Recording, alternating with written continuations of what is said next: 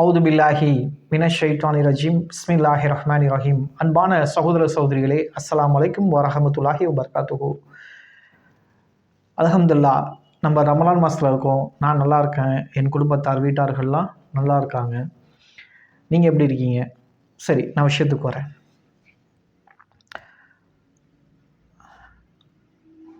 இமாம் மெஹதி அலைஹிஸ்ஸலாம் சம்பந்தமாக நம்ம என்ன செஞ்சுருந்தோம்? கடைசியாக வீடியோ தொடர் போடுறதா சொல்லியிருந்தோம். அதன் அடிப்படையில் அந்த தொடரை இப்போ வந்து துவங்குறோம்.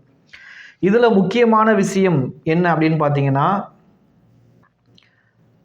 இன்றைக்கு ஈரான் மற்றும் இஸ்ரேல் அமெரிக்காவுடைய அந்த போர் வந்து நடந்து கொண்டு இருக்கிறது.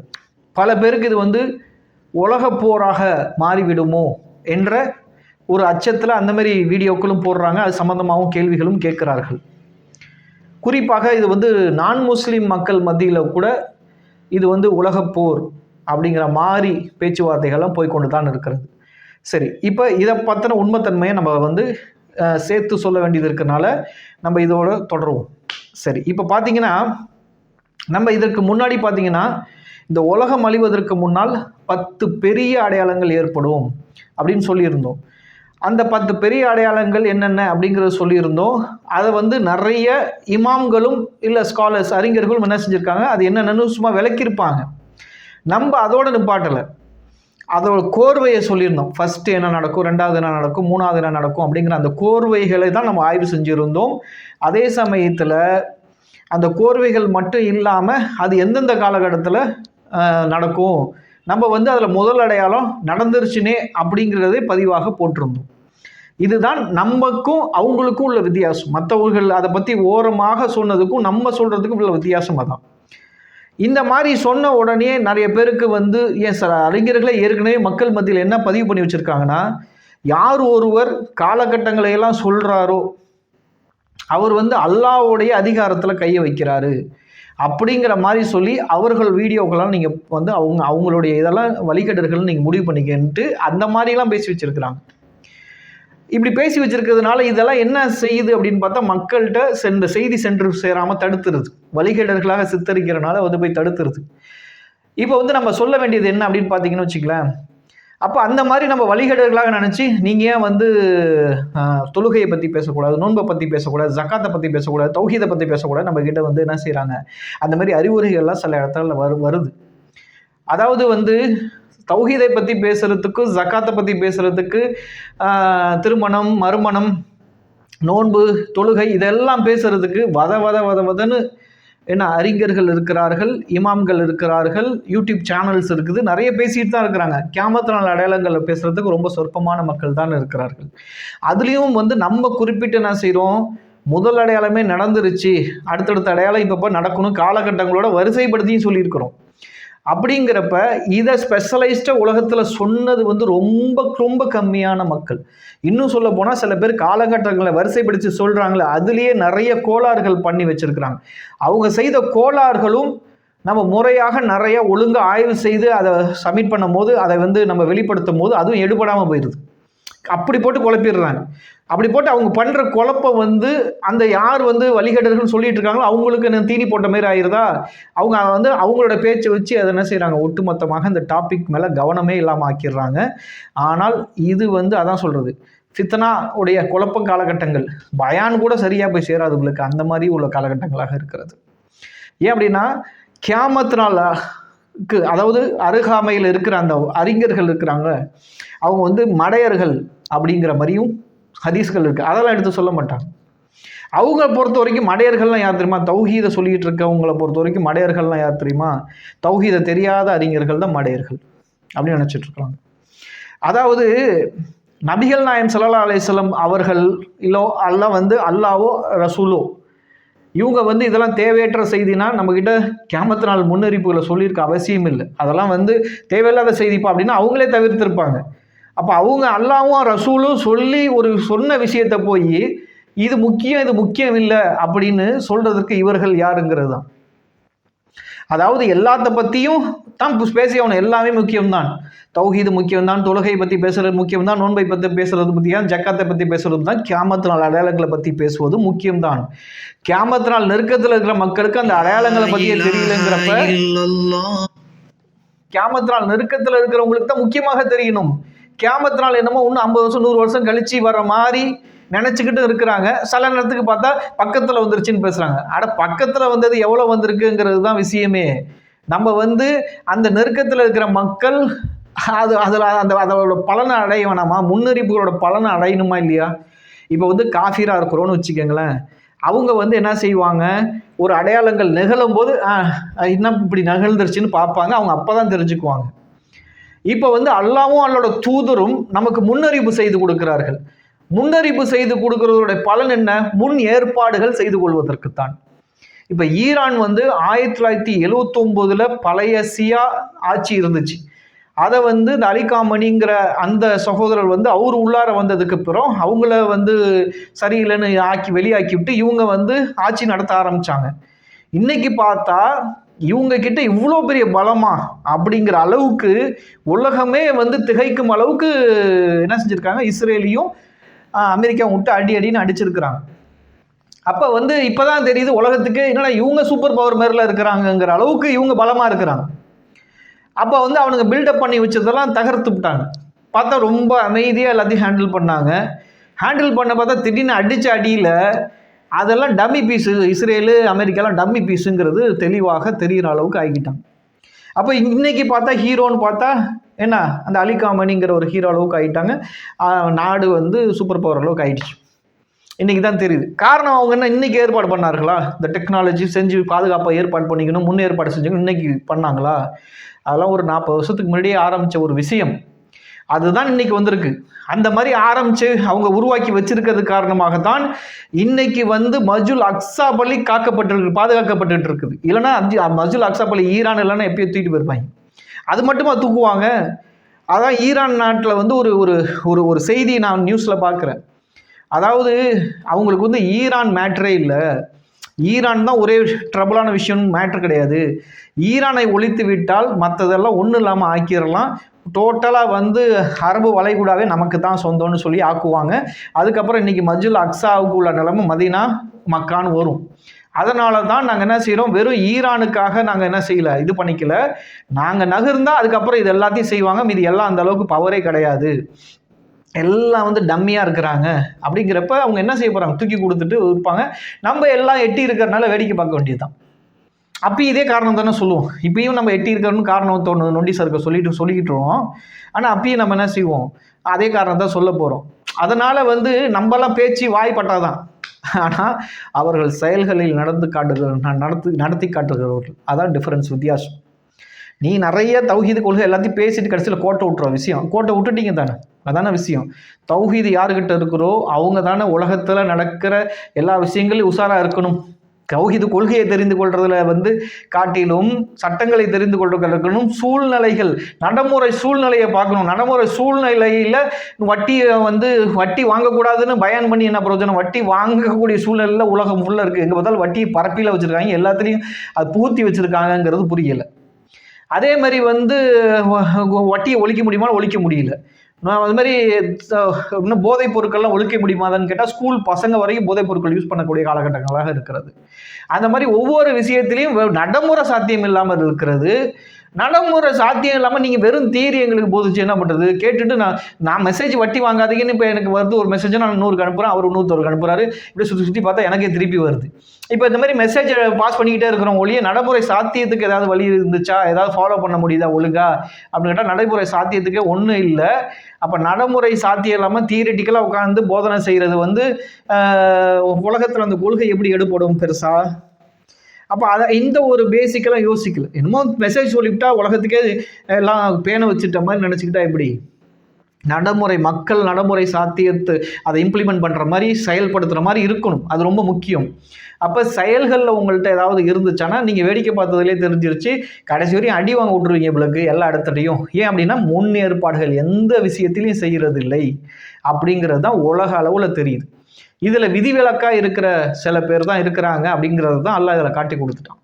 மஸ்ஜிதுல் அக்ஸா பள்ளியை வந்து பறிக்கிறப்ப யார் வந்து அதை பறிக்க விடாமல் காக்கிறார்கள், யார் போராட்டத்தில் உயிரை வந்து துச்சமாக நினச்சி இறங்கி போராடுகிறார்கள் அப்படிங்கிறது பட்ட வெளிச்சம் போட்டு காமிச்சிட்டான் அல்லாஹ். யாரெல்லாம் இதில் நயவஞ்சர்கள்னு பட்டியலே வந்திருக்கும். தத்துவம் பேசிவிட்டு கடைசியில் கோட்டை எங்கே போய் உயிரை கொடுக்கணுங்கிற இடத்துல போய் எல்லாம் ஒதுங்கி வேடிக்கை பார்த்துட்டாங்கன்னு அல்லாஹ்வுக்கு லிஸ்ட் எடுத்திருப்பான், ஃபுல்லாக லிஸ்ட் எடுத்துட்டான். அதனால் இப்போ என்ன ஆகி போச்சுன்னா, பெரிய விஷயம் என்ன அப்படின்னு பார்த்தீங்கன்னா, இமாம் மெஹதி அலைஹிஸ்ஸலாத்துக்கு என்ன கொரசான்லேருந்து ஒரு படை போய் பையத்து செஞ்சு இமாம் மெஹதி அலைஹிஸ்ஸலாத்தோட ஆர்மியே ஆகும் பாருங்க. அந்த ஆர்மியை ஆகிற பாக்கியம் ஈரானுக்கு போயிடுச்சு. அதான் விஷயம். ஈரான் அதனால தான் அவங்களை தடுக்கவும் முடியல.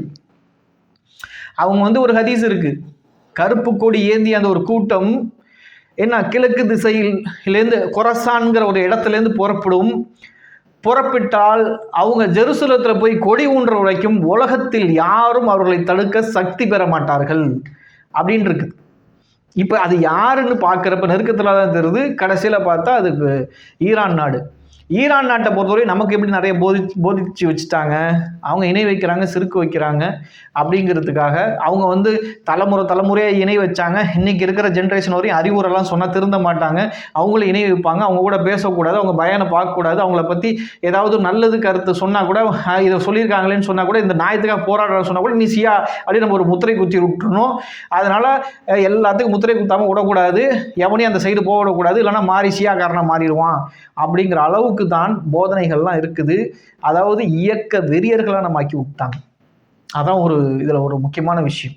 நம்ம வந்து ஒரு நியாய தர்மம் பேச போனால் கூட அந்த பக்கம் தள்ளி விட்டுறாங்க, இறை மறுப்பு சைடு தள்ளி விட்டுறாங்க. ஏன்னா இந்த மாதிரி இதெல்லாம் அரசியல். ஏன்னா இதெல்லாம் அவங்க பண்ணுறதெல்லாம் அரசியல். எல்லாத்தையும் கேளுப்பா, செய்தி யார் கேட்டாலும், சின்ன குழந்தையாக இருந்தாலும் காது கொடுத்து கேளு, பெரியவங்களாக இருந்தாலும் காது கொடுத்து கேளு, நீ வந்து எவ்வளோ தான் கற்றுருந்தாலும் உனக்கு தெரியாத விஷயத்த அறிந்தவர்கள்ட்ட கேட்டு தெரிந்து கொள் அப்படின்னு சொல்லி எல்லாத்தையும் காது கொடுத்து கேட்குற பழக்கத்தை முதல்ல ஒரு சமுதாயத்துக்கு உருவாக்கி தரணும். அதன் பிறகு அதில் நல்லது கெட்டது எது, குரான் ஹதீஸ்க்கு நெருக்கமானதை நம்ம தீர்மானம் செய்கிறது, எப்படி தேர்ந்தெடுப்பது, இதெல்லாம் சொல்லி கொடுத்து அப்படி தான் ஒரு சமுதாயத்தை வளர்க்கணும் ஒழிய இயக்க வெறியர்கள் மாதிரி வளர்க்கக்கூடாது, குருடர்கள் மாதிரி வளர்க்கக்கூடாது. ஏன்னா எதையுமே கேட்காத அவனுடைய பயான் கேட்ட இல்லை அவனுக்கு ஏதாவது அவன் சைடில் ஒரு நியாயம் இருந்துச்சு அதை சொன்னால் கூட உன்னை சியான் முத்திரை குத்தி விட்டுருவோம் அப்படின்னு இது வாழையடி வாழையாக ஒரு பழக்கம் மாதிரி வச்சுக்கிட்டு பண்ணிக்கிட்டு இருக்கிறாங்க. இதெல்லாம் வந்து ஒரு பழக்கம்னு நம்மளும் என்ன செய்கிறோம், கூட்டுத்தனமாக எதையும் சிந்திக்காமல் கூட வந்துட்டோம். இப்போ இது எதற்கு சொல்லுகிறோம் என்றால், கடைசியில் என்ன விஷயம் தெரியுமா, யாரை இணை வைப்பாளர்கள், யாரை வந்து இறை மறுப்பாளர்கள்னு சொல்லி ஒரு முத்திரை கொடுத்து அது அவங்கள வந்து உலகத்தில் ஒரு டம்மியாக்கி வச்சிருக்கிறீர்களோ, கடைசியில் அந்த ஈரான் தான் இமாம் மெஹதி அலைஹிஸ்ஸலாத்துக்கு படையாகவே போகுது. ஏன் அப்படின்னா, அல்லாஹ்வை பொறுத்த வரைக்கும் இவன் வந்து கடைசி வரையும் இப்படித்தானு முத்திரை குத்த மாட்டான். ஏன்னா அப்படி பார்த்தா ரசூல் ஸல்லல்லாஹு அலைஹி வஸல்லத்துக்கு மார்க்கமே கிடச்சிருக்காது. ஏன்னா இஸ்மாயில் அலைஹிஸ்ஸலாம் சந்ததி வந்து இப்ராஹிம் நபிக்கு அப்புறம் இஸ்மாயில் நபிக்கு அப்புறம் உள்ள சந்ததி எல்லாம் இறை மறுப்பாளர்களாக தான் வந்தாங்க. எல்லாம் இறை மறுப்பாளர் வந்து கடைசியில் ரசூலுல்லாஹ்க்கு மார்க்கத்தை கொடுத்தால மேலே வாங்கிட்டான். அந்த மாதிரி இருக்கிறப்ப இது யாருக்கு எதுக்கு கொடுத்து இப்படி மேலே வாங்கிவிட்டான், யூதர்கள் என்ன அந்த இஸ்ரேலர்கள் பெருமை அடித்தார்கள். நம்ம எங்கள் கிட்ட தான் மார்க்கம் இருக்குது, நாங்கள் தான் சொர்க்கத்துக்குரியவர்கள் அப்படின்னு பெருமை அடித்தார்கள்.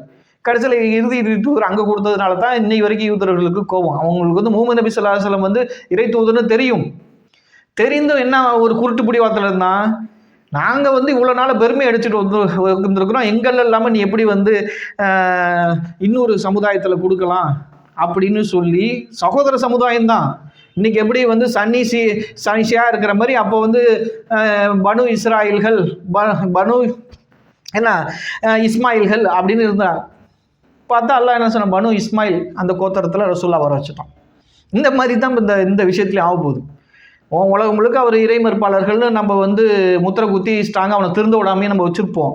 ஏன்னா கடைசியில் பார்த்தா அல்லாஹ் என்ன செய்கிறான், மெஹதிக்கு படையே அவங்க தான். ஏன்னா அது வந்து தெளிவாக அதை பற்றின விஷயத்தெல்லாம் நம்ம பேசுவோம். பேசி என்ன பலம் மிக்கது, ஏன்னா அவர்களை தடுக்க உலகத்தில் யாரும் சக்தி பெற மாட்டார்கள் அப்படிங்கிறது தான். 3 பேர் தான் ஆப்ஷன். கொரசான்னா 3 பேர் தான். ஏன்னா மெயினாக வந்து யார் இருப்பா, யாரை சொல்லுவா, ஆப்கானிஸ்தானை சொல்லுவாங்க, அப்புறம் பாகிஸ்தானை சொல்லுவாங்க. ஈரான் வந்து ஷியா கொள்கையில் இருக்கிறனால அதை மட்டும் கொஞ்சம் கழட்டி விட்டுருவாங்க. இந்த 2 தான் சொல்லிக்கிட்டு இருப்பாங்க. கடைசியில் இப்போ என்ன ஆக போகுது? எப்படி ரசூல்லா வந்து இஸ்மாயில் அலைஹிஸ்ஸலாம் சந்ததியில் எல்லாம் கொண்டு வந்தணும், என்ன இசாக் அலைஹிஸ்ஸலாம் சந்ததியில் வந்திருக்கணும். அப்படி இல்லாமல் இஸ்மாயில் அலைஹிஸ்ஸலாம் படிப்பறிவு இல்லாத, கல்வியறிவு இல்லாத இணை வைப்பு சமுதாயமாக வந்துட்டு இருந்துச்சு. அதில் எல்லாம் கொண்டு வந்தான். அதே மாதிரி நம்ம இணை வைப்பாளர்கள் சொல்லி பெருமை அடிச்சுட்டு இருக்கோம். அவங்க இணை வைப்பாளர்கள் அப்படின்னு சொல்லி பெருமை அடிச்சுட்டு இருக்கோம். கடைசியில் அவங்க வந்து எங்க வர்றாங்க? அந்த அந்த கசா பார்த்தா அவங்களோட ஆர்மியே வந்து சியா மக்களாக இருக்குது. ஏன்னா இன்னைக்கு இணை வச்சிருக்காங்க, இன்னைக்கு வைக்கலாம்யா. அவங்க வந்து போய் பயத்து செய்கிற அன்னைக்கு தான் மாறிடுவாங்களே. ஏன்னா அவங்க அஹ்லுல் பைத்தை வந்து ஸ்ட்ராங்காக நேசிக்கக்கூடியவர்கள். அவங்க ரசூல் ஸல்லல்லாஹு அலைஹி வஸல்லம், முஹம்மது நபி ஸல்லல்லாஹு அலைஹி வஸல்லத்துக்கு வந்து மிகப்பெரிய அருட்கொடையாக அல்லாஹ் நமக்கு அனுப்பிச்சு வச்சான். நம்மெல்லாம் செருக்கில் ஒரு காலத்தில் எல்லாரும் இறை மறுப்பில் மொத்தமாக அழிஞ்சு போகிற மாதிரி எல்லாம் உலகம் முழுக்க தலை தூக்கி ஆடுனப்ப மிகப்பெரிய உலகத்தோடைய அருளாக அனுப்பிச்சு வச்சது முஹம்மது நபி ஸல்லல்லாஹு அலைஹி வஸல்லம் அவங்கள தான். அதுக்கு ஒரு நன்றி விசுவாசத்துக்கு என்ன செஞ்சுருக்கணும்? அவங்க குடும்பத்தாராவது பாதுகாப்போம் அப்படின்னு பாதுகாத்துருக்கணும். பாதுகாக்கவே இல்லை. பாதுகாக்காமல் கோட்டை விட்டுவிட்டு ஏன்னா அஹ்லுல் பைத்தை அந்த அளவுக்கு நேசிச்சிருக்காங்கன்னு அர்த்தம். ஒஸ்ட்டாக இருந்திருக்கிறாங்கன்னு அர்த்தம். ஏன்னா நிறந்த குடும்பத்தை குறைஞ்சபட்சம் அருளாக அல்லாஹ் அனுப்பிச்சான். அதுக்கு ஒரு நன்றி விசுவாசத்துக்கு அந்த குடும்பத்தையாவது பாதுகாத்துட்டு வருவோம். ஏன்னு பாதுகாத்துருக்காங்களா? இந்த குடும்பம்லாம் இப்போலாம் எங்கே இருக்குதுங்கிற அளவுக்கு தேடி தேடி பார்க்குற அளவுக்கு இருக்குது. சும்மா எல்லாரும் வந்து நான் சைது ஃபேமிலி, அந்த ஃபேமிலி, இந்த ஃபேமிலின்னு சொல்லிக்கிறாங்க. யாரு கண்டா அப்படிங்கிற அளவுக்கு தான் இருக்குது. ஏன்னா சொல்லிக்கிறவங்க அந்த கூடத்தில் சொல்லிக்கிறவங்க தான் உத்தரவாதம் இருக்கணும்ல. மற்றவங்க யாரும் அதை ஒத்துக்கல என்ன கேட்குறாங்க, அது எப்படி இதுக்கு என்ன உத்தரவாதம்கிட்ட போயிடுறாங்க. அதனால வந்து இப்போ வந்து அது இதுதான் பகிரங்கமாக உங்களுடைய பரம்பரை அப்படின்னு சொல்கிற மாதிரி அடித்து சொல்கிற மாதிரி இல்லை. மெஹதி அலைஹிஸ்ஸலாம் வந்தால் தான் இவங்க வந்து சொல்லப்பட்டிருக்கனால இவங்களை வச்சு ஓகே இந்த இவங்க ரசூல்லாவோட பரம்பரைன்னு ஒரு இது சொல்ல முடியும். அவங்க யாரெல்லாம் ரசூல்லா அது மாதிரி சில பேரை சொல்லி கொடுத்தாங்களோ அவங்கள தென்பட்டுறது அதை தான் சொல்ல முடியும். எப்படின்னா 1916 அலி ஹுசைன் இருந்தாங்க. அவங்க வந்து அது ஒரு ஹதீஸில் வர்றதுனால நம்ம அவங்கள சொன்னோம். அதனால வந்து பார்த்தா அதுக்கப்புறம் மெஹதி அலைஹிஸ்ஸலாம் சொல்ல முடியும். மீதியெல்லாம் எங்கே கிடக்குறாங்க அளவுக்கு ஆகிப்போச்சு. அந்த லட்சணத்தில் நம்ம வந்து பாதுகாக்கும் அந்த குடும்பத்தை வந்து கண்டுக்கிறாமல் விட்டுருக்குறோம். ஆனால் இவங்க வந்து சியா மக்கள் வந்து என்ன கொள்கையில் வந்து காலகாலமாக அவங்க வந்தது வந்து அவங்க மூதாதையர் செஞ்ச விஷயத்தை திருப்பி திருப்பி சொல்லிகிட்டே இருக்கக்கூடாது. நம்மளும் ஒரு காலத்தில் எல்லாம் செஞ்சோம். சியான்னு நம்ம இப்பெல்லாம் சொல்லவே கூடாது. இன்னைக்கு இருக்கிற சுன்னத்து ஒரு காலத்தில் சுன்னத் ஜமாத்தில் இருந்தப்பையும் சரி, இன்னைக்கு நம்ம நமக்கு தாவா செய்ததுனால நமக்கு இஸ்லாம் ப்ராப்பராக கிடைச்சதுனால இறை மறுப்புனா என்னன்னு தெரிஞ்சதுனால குரான்லாம் வந்து தமிழ் மொழியில் இந்த மாதிரி நிறைய படிக்க வந்ததன் காரணமாக அதை பற்றி எடுத்து சொல்லவுடனே மாற்றம் கிடைச்சிருக்குது. மாற்றம் கிடைச்சி நம்ம மாறிட்டோம். ஆனால் அவர்கள் வந்து இன்னும் மாறாத மக்கள்லாம் இருக்கிறார்கள். இங்கே மேட்ரு என்ன, சிறுக்கு வைக்கிறது தான் மேட்ருனா அப்போ சுன்னத் ஜமாத்துலேயே அதை அவ்வளோ நிறைய பேர் அதை மாரி தானே இருக்கிறாங்க. அப்படிங்கிறப்ப அப்போ நீங்கள் சொல்கிறீங்க அந்த மாதிரி தெளிவாக, அந்த மாதிரி சொல்கிறப்ப இப்போ 2 பேரும் ஒன்று தானே. அப்படிங்கிறப்ப இது வந்து இதே வச்சுட்டு ஓட்டக்கூடாது. அவன் சொல்லிகிட்டே இருந்தால் எப்படி மாறுவான்? நம்ம மாறுறதுக்கு உண்டான வழியை தலைமுறை மாறும்னு சொல்லணும் இல்லையா? அதோட மூதாதையரை சொல்லி நீ அப்படித்தான் முத்திர குத்திட்டே இருந்தால் ஈகோ பிரச்சனை வந்து நிறைய பேருக்கு நீங்கள் பண்ணுற தாவால தான் அவங்க மாறாமையும் இருப்பாங்க. அவன் வந்து அன்பால் வென்றெடுக்கிற வேலையை தான் செய்யணும் ஒழிய பரம்பரையை சொல்லி குத்தி காட்டி வந்து நீங்கள் வந்து வென்றெடுத்துட முடியுமா அப்படின்னு கேட்டான். இப்போ மெஹதி அலைஹிஸ்ஸலாம் வந்துட்டா சியாவும் கிடையாது, சன்னியும் கிடையாது, தௌஹீத் கிடையாது, தௌஹீத் ஜமாத்துன்னு கிடையாது, சுன்னத் ஜமாத்துன்னு கிடையாது, தப்லீக் ஜமாத்தெல்லாம் கிடையாது. உலகம் முழுக்க ஒரே ஜமாத் தான். அவங்க வந்தால் நீதி நிலைநாட்டப்படும். அவங்கக்கிட்ட போய் நான் சியா சன்னியெல்லாம் பேசிக்கிட்டு இருக்க முடியும்?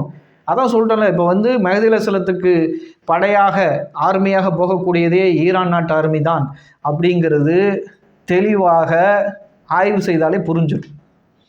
ஏன் அப்படின்னா அதான் சொன்னால அந்த படையை தடுக்கக்கூடிய வலு உலகத்தில் யாரும் இருக்காது. எது வரைக்கும் ஜெருசலத்தில் போய் கொடியை ஊன்ற வரைக்கும் அந்த படையை யாராலையும் தடுக்க முடியாது. அந்த மாதிரி ஒரு பலம் பார்த்தாவே இப்போ தெரிஞ்சிருச்சு, இப்போ வெளிப்பட்டுருச்சு. இதுக்கு முன்னாடி சொல்கிறது கொஞ்சம் கஷ்டம், இப்போ பளிச்சுன்னு வெளிப்பட்டுருச்சு. இப்போ வந்து இந்த 3 ஆர்மியை ஒப்பிட்டு பாருங்க, பாகிஸ்தான், ஆப்கானிஸ்தான், ஈரான், இந்த 3 ஆர்மியை ஒப்பிட்டு பாருங்க. இந்த உலகத்தில் இப்போ இருக்கிற சூழ்நிலை ஈரான் நாட்டை நான் முஸ்லீமில் ஈரான் நாட்டுக்கு நேசிக்கிற மக்கள் இருக்கிறாங்க. ஏன்னா அவ்வளோ துரோகம் பண்ணுறான். இஸ்ரேலும் அமெரிக்காவும் சேர்ந்து அவ்வளோ துரோகம், ஒவ்வொரு விஷயத்திலும் துரோகம். பேச்சுவார்த்தைக்கு நெய்ஸாக கூப்பிட்டு பேசிக்கிட்டப்ப இந்த சைடு அடி எல்லாத்தையும் அப்படின்னு அடித்து குழந்தைகள் பள்ளிக்கூடத்தில் போட்டு 150க்கு மேலே குழந்தைகளை போய் ஒன்றும் இல்லாமல் ஆக்கி விட்ருக்காங்க. அது பெண் குழந்தைகள், சின்ன பிள்ளைங்க ஆக்கியிருக்கிறாங்க. இவ்வளோ கேடுகட்டத்தனமான போக்கு அவங்கள்ட்ட. இப்படி இந்த மாதிரி ஒரு விஷயமா இருக்குது. இந்த மாதிரி அவங்க கூட பேச்சுவார்த்தை நடத்துறதே ஒன்றும் பிரயோஜனமே கிடையாது. இதெல்லாம் தெரிஞ்சும் உலகத்தில் வந்து ஒரு ஒரு உயிரை அநியாயமாக கொன்றுவிடக் கூடாது என்பதற்குத்தான் முஸ்லீம்கள் என்ன செய்கிறாங்க, பார்த்து பார்த்து வாப்பா எந்த சமாதான உடன்படிக்கையா வா பேசுவோம் கீசுவோம் அப்படின்னு எல்லாத்துக்கும் இறங்கி வர்றாங்க. இவனுக்கு அதெல்லாம் மேட்ரு இல்லை, மொத்தமாக கல்ஃபே ஆட்டையை போடணும், அவ்வளோதான் இவனுக்கு மேட்ரு. அந்த மாதிரி ஆட்டையை போடணும்னு நினைக்கிறவன்கிட்ட போய் என்ன, நம்ம வந்து உலக வந்து நம்ம இப்போ போர்னு வந்தால் நம்ம குண்டு போட்டால் அதில் அப்பாவிகளும் 4 பேர் சாக தான் செய்வோம். நம்ம என்ன தான் பார்த்து பார்த்து போட்டாலும் சாக செய்வார்கள். அதெல்லாம் யோசிச்சு தான் சண்டை போட யோசிப்பாங்க. நியூக்ளியர் பாம்பை போய் போட்டுருவாங்க. நியூக்ளியர் பாம்பு ஒரு முஸ்லீம் போடுவானா அப்படிங்கிறதுல அவங்களுக்கு தெரியும், போட மாட்டான்னு தெரியும். அது மாதிரி பாருங்க, ஹமாஸு இந்த மாதிரி தாக்கும் போது, காசாவில் தாக்கும் போது இவங்க பிடிச்சிட்டு போனாலும் அங்கே ராஜா மாதிரி வாழ்ந்துட்டு அழகாக வந்து என்ன வருவாங்க. இங்கே இருக்கிறவங்களை பிடிச்சிட்டு போனால் எல்லாம் சைக்கோவாக இருப்பாங்க. இவங்களுக்கு அவ்வளோ கொதறி வச்சு அனுப்பி விட்றாங்க. ஜெயிலில் வச்சு கொடுமைப்படுத்தி கொதறி வச்சு அனுப்பி விட்றாங்க. பெண்களை ரேப் பண்ணுறது இவங்களாம் வந்து டோட்டலாக ரேபிஸ்ட் எல்லாமே. ஏன்னா இவங்க பண்ணுறது ஃபுல்லாக அநியாயம். ஒன்றா எதுக்கு எடுத்தாலும் எல்லாத்தையும் ரேப் பண்ணுறதுல தான் இருப்பாங்க. ஏன்னா இவங்களுடைய எல்லா விஷயமும் இந்த உலக மக்கள் பார்த்துவிட்டு பொதுவான மக்களுக்கு என்ன அபிப்பிராயம் வந்துருச்சு அப்படின்னு பார்த்தா, என்னப்பா ஈரான் இவ்வளோ நல்லவனாக இருக்கிறான்ப்பா, எவ்வளோ பேரை பலி கொடுத்து இன்னும் வந்து பழி வாங்குற நோக்கம் இல்லாமல் ஒன்று சேர்ந்தால் இவன் துரோகம் பண்ணிக்கான உலகத்துக்கு அந்த சொல்லுவாங்கள்ல பளிச்சுன்ற எல்லாம் காட்டி விட்டான். அப்படி காட்டினால இப்போ வந்து நம்ம ஒரு விஷயம் தான், அதான் எல்லாரோட மனசுலையும் இப்போ அலிகாமணி ஹீரோ மாரி ஆகிட்டாங்க. நிறைய பேருடைய ஒரு பொது நிலையான உள்ளவங்களை சொல்லிகிட்டு இருக்கேன். அவன் சரி, அந்த நாடும் சரி ஆயிடுச்சு. இப்போ தெரியுது யார் வந்து சக்தி பெறுவார்கள். இவங்க கிட்ட அவ்வளோ ஒரு பெரிய வல்லரசுன்னு ரொம்ப வந்து அந்த சொல்லுவாங்களே பீத்திக்கிட்டு அலைஞ்சான் அவனை அந்த மாதிரி உள்ள ஒரு நாட்டை இவங்க அடித்த அடியில் துவம்சம் பண்ணதில் என்ன அவனுக்கு கதறாங்க கிடந்துக்கிட்டு. அப்போ இப்போ தெரிஞ்சு போச்சு, இது வந்து பாகிஸ்தான் வந்து இன்னும் ஒரு 3 வருஷத்தில் அந்த மாதிரி சக்தி பெறுமா, ஆப்கானிஸ்தான் அந்த மாதிரி சக்தி பெறுமானா வாய்ப்பே கிடையாது. அந்த மாதிரி இந்த அளவுக்கு பவராக எல்லாத்தையும் தயாரிக்கக்கூடிய டெக்னாலஜிலேருந்து எல்லாம் வச்சுக்கிட்டு போகணும். இவங்க போனால் மட்டும்தான், மெஹதி பின்னாடி போனால் மட்டும்தான் உலகத்தில் யாருமே தொட முடியாது. அது பார்த்தோன்னே பளிச்சுன்னு தெரியுது நல்லா. 2வது கொரசான்லேருந்து வரும் அப்படின்னா, கொரசானுக்கு உண்டான பொருள் அப்படின்னு எடுத்தோம்னு வச்சிங்களேன், அதாவது சூரியன் உதயமாகும் இடம் அப்படின்னு அர்த்தம். அது வந்து கடல் பகுதி மெயினாக இருக்கணும். அது வந்து ஈரானுக்கு தான் வந்து வரும் இல்லையா, அது வந்து கேப்சியன் சி அப்படிங்கிறது அங்கே தான் இருக்கும்ல, அதுதான் மேட்சிங்காக இருக்கும் ஒழிய ஆப்கானிஸ்தானோ பாகிஸ்தானுக்கோ கொண்டு போக முடியும். கொரசானோட உண்மையான தகுதி வந்து இவங்களுக்கு தான் இருக்கிறது அப்படிங்கிறது. அதனால் வந்து இவங்களை போய் எல்லாம் பயத்து செய்ய வைப்பான். அதே சமயத்தில் பயத்து அவங்க ரசூலோட ஃபேமிலியை நேசிக்கிறவங்க குரூப் அது அவனு இல்லைப்பா நீங்கள் தப்பு இது வரையும் கடந்த வாழ்க்கையில் வந்து இந்த மாதிரி தர்கா வழிபாட்டெலாம் இருந்திருக்கீங்க, அதெல்லாம் கொஞ்சம் தப்பு மாற்றிங்கன்னா டகாலில் மாறிக்குவாங்க. அவ்வளோதான். நம்ம எப்படி சுன்னத் ஜமாத்துலேருந்து தௌஹீத் ஜமாத்துக்கு எப்படி வந்தோமோ, தௌஹீத் ஜமாத்தில் தௌஹீத் கொள்கையை நோக்கி எப்படி வந்தோமோ அதேமாதிரி டபால் வந்துடுவாங்க. நீங்கள் வந்து இந்த பரம்பரையாக சொல்லி அவங்கள போட்டு தட்டி வைக்கிறதெல்லாம் இனிமேல் நடக்காது. அவங்க திடீர்னு ஒரு இதில் அதான் சொன்னல, இசாக் அலைஹிஸ்ஸலாம் பரம்பரையில் பெருமை அடிச்சுட்டோடனே அல்லாஹ் எங்கே கொண்டு வந்துட்டான், இஸ்மாயில் அலைஹிஸ்ஸலாம் பரம்பரையில் கொண்டு வந்து விட்டுட்டான் அவனு. அதனால தான் அந்த வயிற்றுச்சு தாங்க முடியாமல் ஆகிப்போச்சு. இப்போ அதே மாதிரி சன்னியோட ஆர்மி தான் போய் நிற்கும்னு பார்த்தா சியாவோட ஆர்மி போய் நிற்கிது. ஏன்னா நிற்க போது இன்ஷா அல்லா அதான் நடக்க போது, அதுதான் பார்த்தாவே தெரியுது. அதனால் அவங்க மாறி போயிடுவாங்க. அதனால் வந்து என்ன செய்யக்கூடாது அப்படின்னா, ஒரு நபர் இருக்கிறார் அப்படின்னா ஒரு பரம்பரையில் இருக்கிறவங்கெல்லாம் சொல்லி நீ தான் அப்படி தான் அப்படின்னு சொல்லக்கூடாது. இன்றைக்கி அப்படி சொல்லிக்கிட்டே இருக்கிறது வந்து தாவாவுக்கு நல்ல ஒரு போக்கு கிடையாது. அதை காட்டி மேற்கோள் காட்டி, ஏன்னா இது எந்த விஷயத்துலையும் சரி, ஒருத்தவங்க குடிக்கிறான், அவங்க பரம்பரையில் நிறைய பேர் குடிச்சிட்டு இருக்கிறாங்க, இப்போ அவங்க பரம்பரையே குடிக்காரன்னு சொல்லிகிட்டே இருந்து அவனை குத்தி காட்டிக்கிட்டே இருந்தால் அவன் மாறுவாங்களா? மாற மாட்டாங்க அப்படின்னு. அப்போ அந்த மாதிரி போக்கெல்லாம் இருக்கக்கூடாது. அதனால் யாரையுமே பழகக்கூடாமல் தீண்டத்தாக மேல் ஒதுக்கி வைக்கிற மாதிரி அந்த பழக்கங்கள்லாம் இருக்கிறது. அதனால் இதை வச்சுட்டு நீங்கள் அரசியல் பண்ணுற வேலையை தான் பண்ணுறீங்க. அரசியல்லாம் பண்ணாமல் என்ன பண்ணாலும் சரி, அல்லாஹ் யாரை எங்கே கொண்டு வரணும் எப்படி நிப்பாட்டணும் நல்லா தெரியும். அல்லாட்ட பெருமை அடிக்கிற விஷயமே இருக்கக்கூடாது. யார் வேணாலும் அல்லா அப்படி 2 விரலுக்கு மத்தியில் தான் உலகம் அனைத்து உயிர்களோட இதெல்லாம் வச்சுருக்கிறான், கையில் வச்சுருக்கிறான், அப்படி திருப்பி விட்டு போயிடுவான்.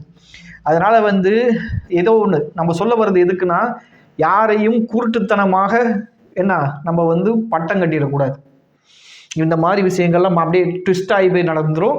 அதனால் இது சம்மந்தப்பட்ட விஷயம் எப்படின்னு நம்ம என்ன செய்வோம், முழுசாக நம்ம பேச போகிறோம். ஏன்னா அதாவது கியாமத்து நாள் அடையாளங்களில் முதல் அடையாளம் நெருப்பு. காசா மக்கள் ஒரு இடத்துலேருந்து, அதாவது நார்த்து ஈஸ்ட்லேருந்து சவுத் வெஸ்ட்டு நார்த் ஈஸ்ட்டை வந்து ஈஸ்ட்டுன்னு எடுத்துக்கணும், சவுத் வெஸ்ட்டை வெஸ்ட்டுன்னு தான் எடுப்பாங்க. ரசூல்லா காலத்தில் அப்படி தான் இருந்திருக்கிறது. அப்படிங்கனால எப்போ வந்து ஈஸ்ட்லேருந்து வெஸ்ட்டை நோக்கி வந்து போய் ஒரு இடத்துல அசம்பிள் ஆனாங்களோ, எப்போ 3 ஆர்மி சுற்றி நின்று சண்டை போட்டுச்சோ, அப்போ அதுவும் அந்த காலகட்டத்துக்கு நான் துஹைமா குழப்பத்திலேருந்து கணக்கு போட்டு சொல்லிட முடியும். கணக்கு வழக்கெல்லாம் இல்லாமல் இல்லை. கணக்கு வழக்கெல்லாம் ரசூல்லா சொன்னதுலேருந்து இந்த ஹதீஸ் சொல்லலைன்னு நீங்கள் பேசணும், அவ்வளோதான். அப்போ அதை கண்டுபிடிக்காமல் நீங்கள் உட்காந்து அதில் ஆர்வம் காட்டாமல் விட்டுட்டீங்க, முன்னேற்பாடு செய்யலைங்கிறதுக்காக யாராவது எல்லாம் அனுப்பாமல் இருப்பானா? அதனால் முன்னேற்பாடுகளை செய்கிறதுக்கு தான் இந்த இதெல்லாம் தேவைப்படுகிறது. முன்னேற்பாடுகள் செஞ்சால் தான் இன்னும் நம்மள்கிட்ட வந்து வெளியே வந்து நம்ம எவ்வளோ தான் தியரிட்டிக்கலாக பேசினாலும் நடைமுறை சாத்தியத்தை நம்ம உருவாக்கி வைக்கணும். வெறும் தியரி வந்து நடைமுறை சாத்தியத்தை உருவாக்காது. நடைமுறை சாத்தியத்துக்குன்னு முயற்சிகள் நிறைய பண்ணி அந்த சாத்தியக்கூரையை உருவாக்கணும். உருவாக்கலைன்னா சைத்தான், இப்லீஸ், தஜ்ஜால், எஜூஜ் மௌஜூஜ் கூட்டம்லாம் உங்களை ஃபாலோ பண்ண விட்டுருவாங்களா? அவங்கள நீங்கள் பட்டே சும்மா வட்டி ஹராம்னு சொல்லிகிட்டு இருக்க வேண்டியதுதான். நடைமுறையில் வாய்ப்பு கிடையாது. அதுமாரி வந்து விபச்சாரம்லாம் தப்புன்னு சொல்ல வேண்டியதுதான். நடைமுறையில் வாய்ப்பு கிடையாது. என்ன ரசூல்லா காலத்தில் இன்றைக்கி டிவியில் பார்க்குறோம்ல, இது இந்த மாதிரி டிவி ரசூல்லா காலத்தில் இருந்துச்சுன்னா இன்னைக்கு ரசூல்லா வர்றாங்கன்னு வச்சுக்குவோம், எந்த வீட்டுக்குள்ளேயா நுழைவாங்கலாம் நுழைய மாட்டாங்க. எல்லா வீட்லையும் என்ன இந்த டிவி இருக்கிறதுனால டிவி உடனே அதுக்கு ஒரு வியாக்கணம் சொல்லுவோம். என்னன்னா டிவியில் நல்லதை பார்க்கணும். நீங்கள் நல்லதை தான் பார்க்க முடியலையே, அதான விஷயம். ஏன்னா அது 90% கெட்டது தான் பார்க்குறோம். அதிகமான மக்கள் 90% கெட்டதை தான் பார்க்குறாங்க. 10% நல்லது இருந்தால் பெரிய விஷயம், அவ்வளோதான். ஏன்னா அந்த மாதிரி இருக்கிற எங்கேயாவது நுழைவார்களா அப்படின்னு பார்த்தா அவங்க எச்சரிக்கை செஞ்சதுக்கு பார்த்தா ஒரு தடவை வந்து ஒருத்தர் லைட்டம் எட்டி பார்க்குறாரு, கண்ணை குத்திடுவேன் அப்படிங்கிறாங்க ரசூல்லா. அது செய்கையில் சும்மா ஒரு இதுக்கு சொல்கிறாங்க. ஏன்னா அந்த அளவுக்கு எச்சரிக்கை செய்கிறாங்க. அது நீ இன்னைக்கு பார்த்தா டிவியில் அதுவே மிகப்பெரிய பாவனா என்ன. அப்போ இன்னைக்கு பார்க்குறதெல்லாம் எவ்வளோ மோசமான விஷயம், அதுவே மோசமாக கருதி சொல்லியிருக்காங்கன்னா இதெல்லாம் எவ்வளோ மோசமான இருக்கும். எங்கே ரசூல்லா ஏதாவது வீட்டுக்குள்ளே நுழையிற மாதிரியா இருக்குது? அந்த அளவுக்கு இல்லை. அப்போ இதுலேருந்து என்ன புரிய வருது அப்படின்னு பார்த்தீங்கன்னா, டோட்டலாக என்ன ஒரு பெரிய அணி இறங்கி வந்து சீர்திருத்தம் பண்ணணும். நடைமுறை சாத்தியத்துக்கு ஏற்ற மாதிரி, காலத்துக்கு ஏற்ற மாதிரி ஒர்க் அவுட் பண்ணலைன்னா, பாதுகாப்பு ஏற்பாடுகள்லாம் செய்யலைன்னா நம்மளை வந்து வச்சு செய்வாங்க அப்படிங்கிறது தான். இன்னைக்கு ஈரான் அல்லாத மாதிரி ஒரு ஏற்பாடு செஞ்சதுனால பொழைச்சிக்கிட்டாங்க. இப்போ உலகம் முழுக்க இருக்கிற முஸ்லீம்கள்லாம் அந்த மாதிரி ஏற்பாடு இல்லாதனால அடி வாங்கணும் தான். ஏன்னா அப்போ அடி வாங்குற மாதிரி தான் இருக்கும். அதை பார்த்துக்கணும். இதை வந்து அல்லாஹ் தான் பாதுகாக்கணும். அதனால் என்ன அப்படின்னா, இன்னும் வந்து அதாவது அங்கே வந்த ஆபத்து நம்ம நாட்டுக்கு வர பெரிய விஷயம் இல்லை. அது வரைக்கும் வந்து ஆபத்து பரவிட்டே இருக்குது, உலகம் ஃபுல்லாக இருக்குது. அது இனிமேல் எல்லாம் விஸ்வரூபம் எடுக்கும். ஏன்னா காலகட்டம் முடிய போகுது. எல்லாம் என்னென்ன எடுக்குங்கிறதெல்லாம் குர்ஆன் ஹதீஸில் இருக்கிறப்ப அதை பற்றி அலட்சியமாக இருந்தீங்கன்னா நம்ம வந்து அதுக்கேற்ற பலிகளை கொடுப்போம். அன்னைக்கு கொடுக்கும் போது இப்போ இருக்கிற மார்க்க அறிஞர்கள்லாம் பொறுப்பேற்றுக்குவாங்களா? நான் என்ன செய்ய, சக்திக்கு மீறின விஷயம்னு மேலே கையை காட்டிட்டு போயிட்டே இருப்பாங்க. அல்லாஹ் நம்மளை வேலை செய்ய சொல்கிறான், இவங்களை திருப்பி அல்லாட்ட வேலையை ஒப்படைச்சிட்டு போவாங்க. அதான் அப்போ வந்து அதுக்கேற்ற டீம் இல்லைன்னு தான் நம்ம புரிஞ்சுக்கணும். இதெல்லாம் சொல்லி நம்ம வந்து ஒரு நல்ல ஒரு ஆர்கனைஸ் பண்ணுற அளவுக்கு எதுவும் இல்லை அப்படின்னா, இவங்கெல்லாம் வந்து அந்த அளவு சும்மா ஏதோ கண் தொடப்புக்கு உள்ளவங்க தான் அப்படின்னு புரிஞ்சுக்கணும். ஏன்னா நம்மளை வந்து எப்படியா இருந்தாலும் பலி கொடுத்துருவார்கள். எல்லாம் காலப்போக்கில் வந்து நமக்கு வந்து ஆதிக்க சக்தி வந்து நம்ம மேலே கட்டவிழ்த்து விடும் போது என்ன செய்வோம், நம்மளை பலி கொடுத்துருவார்கள்னு தெளிவாக தெரிகிறது. அப்போ என்ன பண்ணணும்னா, அதனால் வந்து இவங்களே நம்பிட்டு இருக்க முடியாது. நம்ம பாட்டே நம்ம சொல்ல வேண்டிய பயான்களை சொல்லணும். எங்கேயாவது எந்த ஒரு முஸ்லீமாவது போய் அணுகுண்டு போடுவானா? போட்டால் அதோட விளைவு எவ்வளோன்னு தெரியும். அதெல்லாம் நடக்காது. ஆனால் நம்ம மேலே அணுகுண்டு போடுவார்கள்ங்கிறதுக்கு பலவீனமான ஹதீஸாக இருந்தாலும் அதெல்லாம் வந்து பலவீனம்னு சொல்ல முடியாத அளவுக்கு இருக்குது. என்ன பலவீனம்னா எல்லாம் பொய்ன்னு அர்த்தம் இல்லை. பலவீனம்னா அதில் சில விஷயம் நமக்கு தெரிலன்னு அர்த்தம், அவ்வளோதான். அதோடைய உண்மைத்தன்மை நமக்கு தெரில, அப்படி தான் அர்த்தம். இவங்க பலவீனம்னா பொய்ங்கிற மாதிரி ஒரு முத்திர மாதிரி போயிடக்கூடாது. பலவீனத்தில் ஒரு ஹதீஸில் நிறைய ரீசன் இருக்குது. அந்த ரீசனில் வந்து ஒரு ரீசன் வந்து யாருன்னு தெரில, உனக்கு யாருன்னு தெரில, அவ்வளோதான். உனக்கு நம்ம ஹதீஸ் கலெக்ஷன் பண்ணதே 150 வருஷம் கழிச்சு தான். அப்படின்னா இப்போ காந்தி வந்திருக்காருன்னு வச்சுக்குவோம். காந்தி வந்திருக்கிறாரு. இப்போ காந்தி வந்து ஒரு 75 வருஷத்துக்கு முன்னாடி வந்தானே அது நீண்ட நேரம் காலங்களாக தெரியுது. எப்பயோ ஒரு பல காலத்தில் வந்திருக்காருப்பா அப்படிங்கிற மாதிரி சொல்லுவோம்ல. இந்த மகாத்மா காந்தி வந்தது இதே வந்து 150 2 மடங்கு. அப்படிங்கிறப்ப அந்த மாதிரி டயத்தில் போய் கலெக்ட் பண்ணிக்கிறாங்க. கலெக்ட் பண்ணுறப்ப அப்போ நடுப்புற யாருன்னு உனக்கு தெரிலங்கிறதுக்காக என்ன செய்ய முடியாது, நமக்கு கண்டுபிடிக்க முடியல அந்த டயத்தில் அது என்ன எதுனே தெரிலங்கிறதுக்காக அது உண்மை அது வந்து பொய்ன்னு ஆயிடாது. இந்த மாதிரி காரணங்கள்லாம் இருக்கிறது. அதனால் வந்து அது பலவீனம்னு அப்படி எடுத்துக்க முடியாது. நம்ம வந்து பாதுகாப்பாக முன்னெச்சரிக்கை அப்படி வாய்ப்பு இருக்குன்னு நம்ம பேசித்தான் ஆகணும். அப்போ வந்து இது வந்து மார்க்க தொழுகையோ நோன்போ அந்த மாதிரி சட்டங்கள் கிடையாது. இது வந்து மக்களுக்கு ஆபத்தான விஷயங்கள். அது நடக்குதோ இல்லையோ, புயல் வருதுன்னு சொல்லுவான், வருமா வராது சில நேரத்துக்கு, அதுக்காக முன்னேற்பாடு செய்யாமல் இருப்பீங்களா? அது மாதிரி அந்த அடிப்படையில் இதெல்லாம் வச்சுக்கணுங்கிற ஒரு பேசிக் நாலேஜ் கூட இதுக்கு வேணும். அதனால இதை சொல்லி இந்த மாதிரி விஷயங்கள்லாம் சம்மந்தப்பட்டாக நம்ம என்ன செய்கிறோம், பேசலாம்னு இருக்கிறோம். அஸ்ஸலாமு அலைக்கும் வரஹ்மத்துல்லாஹி வபரகாத்துஹு.